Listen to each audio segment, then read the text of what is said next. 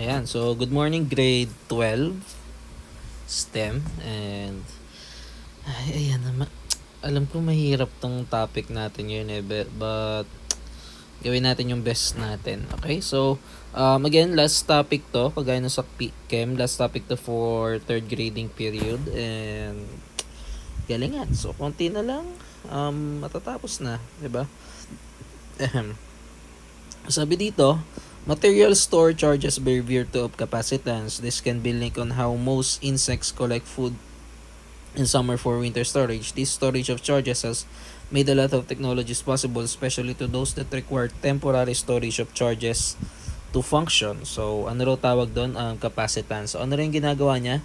Nag-i-store ng a little bit of energy. Okay? Capacitance yon. Alam ko may ganun rin yung mga gadgets or yung mga appliances, may ano sila, may mumunting, ewan ko kung battery tawag doon or capacitance, parang emergency use lang para ma-troubleshoot ng maayos yung gadget. Kasi yung phone ko dati, nasira yung Note 5 pa naman yan, Samsung Note 5.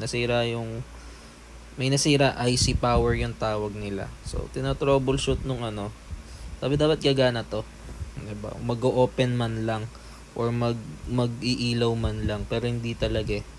So, yun. Sabi dito, capacitor is an electric component that temporarily stores charges within a circuit.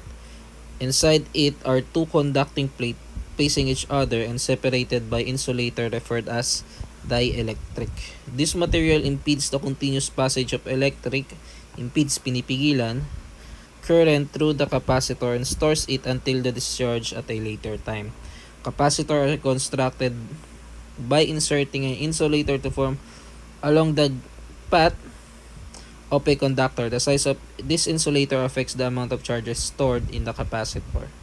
Ito naman, yung insulator daw, yun, nakaka-apekto sa dami ng charges na naiipon niya. The junction between the conductor and dielectric in a capacitor can be adjusted so the amount of charges can be stored, blah blah blah. So much for that. Sabi pa dito, based on construction, how do this? Sasagutan ba yan, sir? Hindi muna. The amount of charges stored in a capacitor per unit of electric potential is referred as capacitance. Mathematically, capacitance is C is equals to Q over B, whereas C is the capacitance, Q is the magnitude of the charge, V is the voltage. Okay? The unit used in the capacitance is coulomb per volt or farad. So, sabi dyan, compute the capacitance if the value of charge is 0.3 times 10 raised to 6 and the voltage is 1 times 10 raised to 3. So, divide lang yan. Ito yung nakakalito. Tinanong din to ni Angel eh. Agaya niya, no? Raised to 6 yung given. Nung nandito na, naging negative 6 na. So, dito naman, tignan nyo, negative 10, naging positive. Try natin, ha? Try natin sa positive. Kasi yung dapat naman talaga dyan, yung given yung sundin.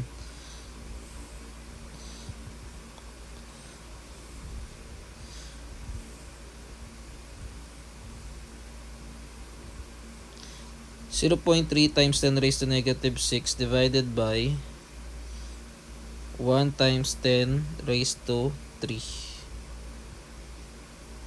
O, eto pa nga. Negative 12 eh. Ay, negative 6 naman kasi sinulat mo, Nico eh.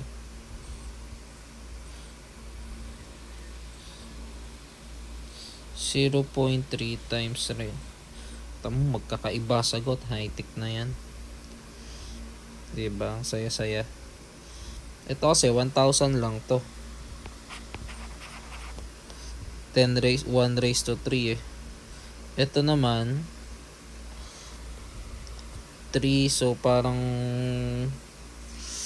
300,000. So 300 talaga lalabas. So sulat muna natin dito 300 farad. Try natin dun sa iba.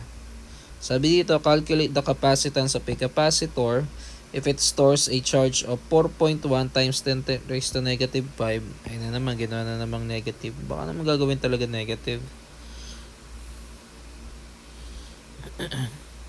Dito rin kami nalito last time eh. So, tutusin, honestly, hindi namin tinapos tong lesson na to last year. Kasi nga, ayan o, kaiba. And the voltage is 2.5 times 10 raised to 4. Iniba na naman. Diba? Iniba na naman yung sign. Gaya niya, negative 9, naging positive 9 na naman. Magkaiba kasi yun. Diba? Alam naman natin yun eh. Try natin.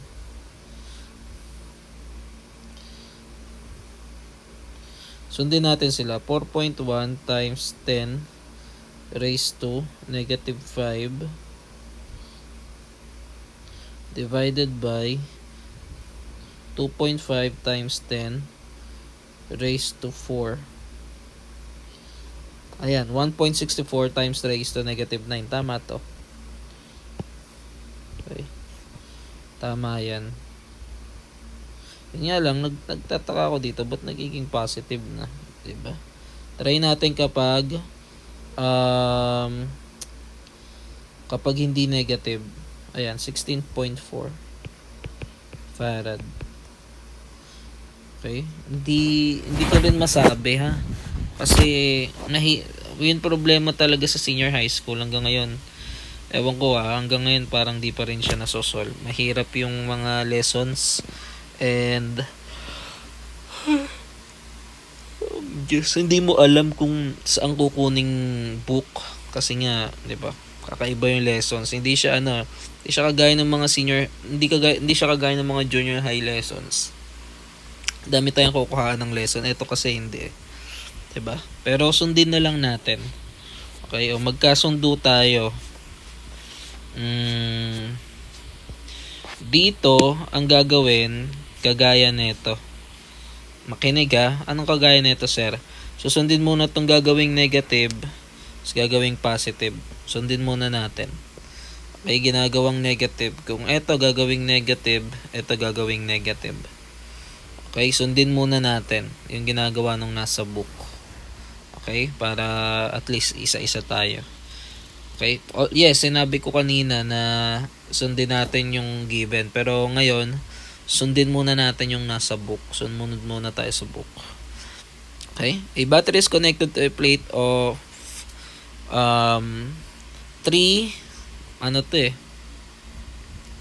micro ba to? Micro. Milli kasi i-divide.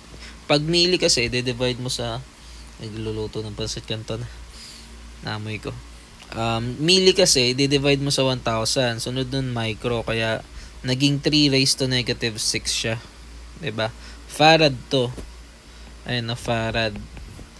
Then, ang given is yung coulomb. Ito rin. Raised to negative 6 din yan. How much voltage is provided? So, ano mangyayari dyan? Cross multiply. So, magiging voltage is equals to farad coulomb. Divide both sides by F. Cancel. Kaya yung voltage is coulomb all over farad. Diba? Ito, lumabas naman 9 volts. So, sundin na lang natin. So, ito kasi malinaw. Negative 6 talaga. Ayan o. Wala namang binigay na dito, diba? Walang binigay na micro. So, yun. Ito, ganun yung gagawin. Sir, sasagutan to malamang. Okay? Capacitor stores electric charges and later on discharges this to the circuit when a sudden surge of charges is necessary. Capacitor keeps charges for a period of time and later on discharge this to the circuit when they are needed. Similarly, how can keep something blah blah blah. Hindi sasagutan yan. Capacitance is dependent on various factors. Table 5.1 summarizes these factors and their respective effects on capacitance. So, sabi dito, area of conducting plate, binanggit natin to kanina eh. Kapag mataas yung area ng conducting plate, yung na-store na energy, mataas rin. So malamang kung decrease din siya.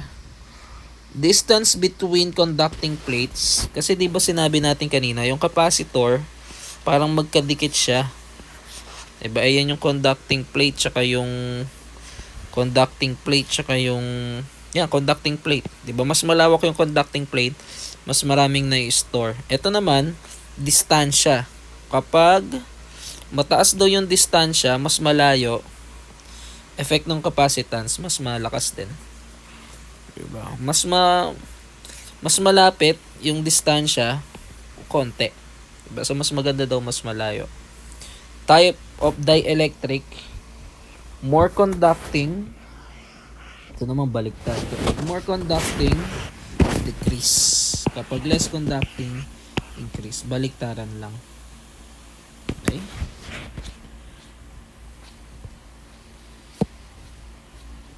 Ayan o, yun yung sinasabi o, dielectric. Dielectric insulator, reflect upon insulators decrease. O, eto. Sasagutan ba to, sir? Yes. Lalagyan mo lang dyan, increase, decrease. Kagaya lang yun nandun sa kanina. Diba? Sir, sasagutan to? Hindi. Madami na sasagutan to sa kanina. Pwede na yan.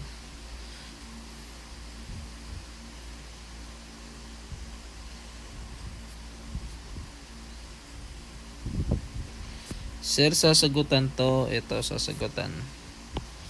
Ayan na, sinasabi ko Ito, shape of capacitor. So, ito, ano lang to pinakita lang to. Ayan, parallel plates. O, pag sinabing parallel, di ba, same sila ng slope or talagang magkatabi sila. Pero hindi sila nag-cross Ayan, parallel. Di ba? Next, cylindrical. So, malamang cylindrical, pabilog. O, ayan, pabilog. Di ba? Ito yung dalawang conducting plate. Diba? Parang maganda rin to, cylindrical. No? Paikot yung na-store na charge. Spherical, ito naman, pabola. Yung cylindrical, pabilog. Or cylinder pala, cylinder pala yung pabilog na pahaba. Ganyan yung cylinder Diba? Spherical, ito talaga pabola. Sphere. Reflect upon. Ito na mahirap. Ewan ko. Alam ko hindi namin to na topic last time. Pero try natin ha. Q total. Try natin ha.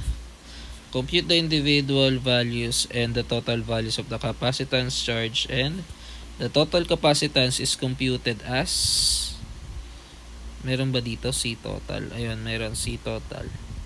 1 over, ayan, tama to. Ito kasi yan ito yung formula natin ano, puro 1 over C. 1 over C total, ito yan, yung una. Ito yung isa, ayan negative talaga Negative talaga yun nandito. Paano gagawin dyan, sir? Paano nga ba? Ito, cross multiply. Pero pwede nyo yung try nyo i-calculate. Sir, paano gagawin dyan? Cross multiply. Try natin ha.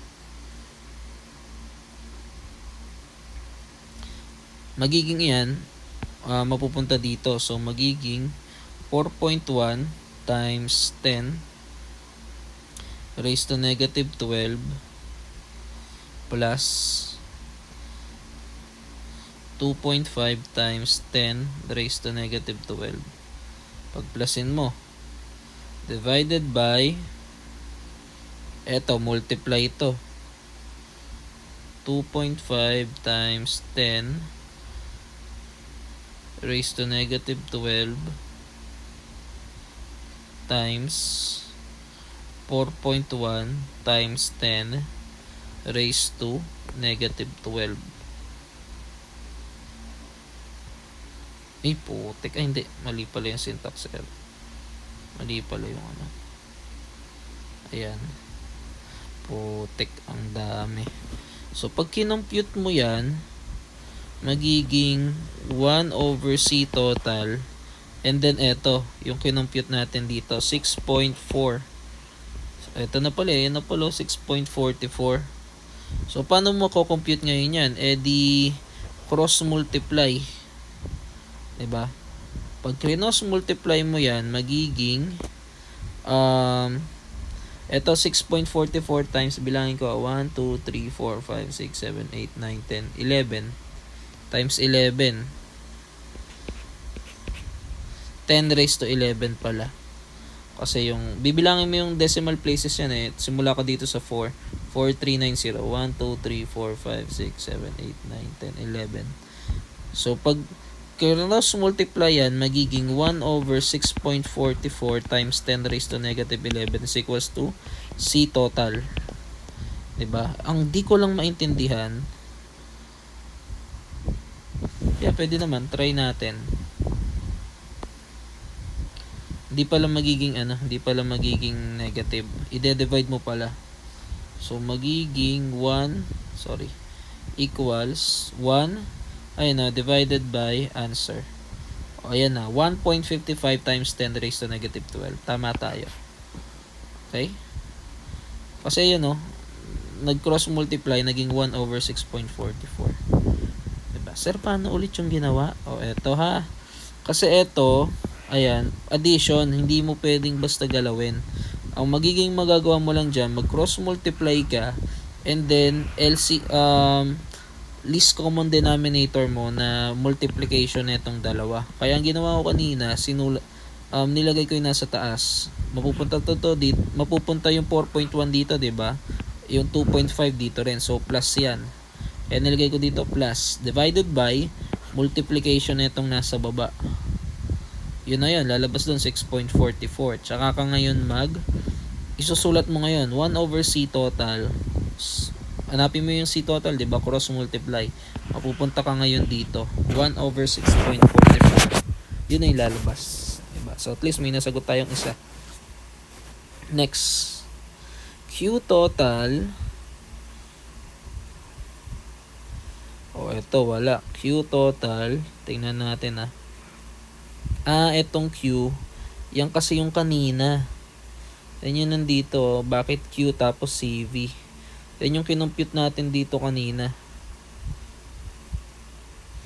Ayan Ayan yan. Nandyan yan. Q tsaka CV. Ayan Pag Q, ayan pag inanap mo yung Q, diba? Magiging multiply both sides by V. Kaya cancel to, magiging Q is equals to CV. Diyan nakuha yon. Kaya eto, may Q total ka na. Q total is C total ito. Total voltage 1.5. Ano lalabas? 2.33 times 10 raised to 9. Tama ba, sir? Oo, tama yan. Tama. Ba't kumunti? Ulitin ko nga. 1.55 times 10 raised to 12 times 1.5. Ayan, 2.33 times 10 raised to, ito kasi negative 12. Ito na naman tayo. Naku po, ito na naman tayo sa negative tsaka positive. Visit. Dito ata kami na stop last time Gaya niya, negative positive na naman. Dito negative.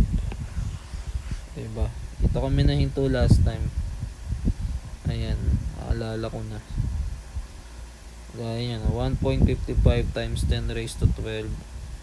Kasi kapag raised to 12, ayan, 2.3, 2.33. Tama naman, kaso lang hindi raised to 9 yan. Ayun 1, 2, 3, 4, 5, 6, 7, 8, 9, 10, 11, 12, 13, 14, 15. 15 dapat to. Pag sinunod tong positive kaso nga lang negative yun kinumpit din natin kanina diba? Ito problema dito. This also means that Q1 is 2.33 times 10 raised to 9 and Q2 is 2.33 times 10 raised to 9.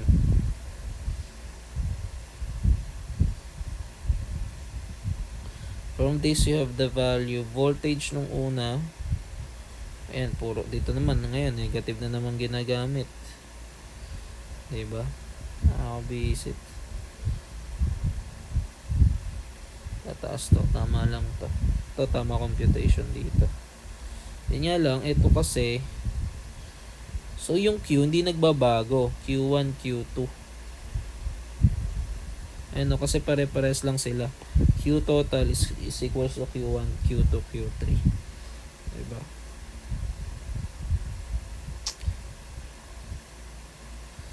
Gaya niyan. Ito. Diba?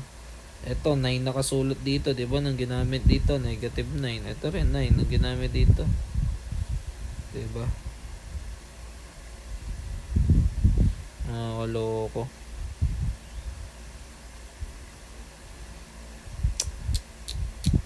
Problema na maganda sana yung topic kaso nga lang malilito ka, 'di ba?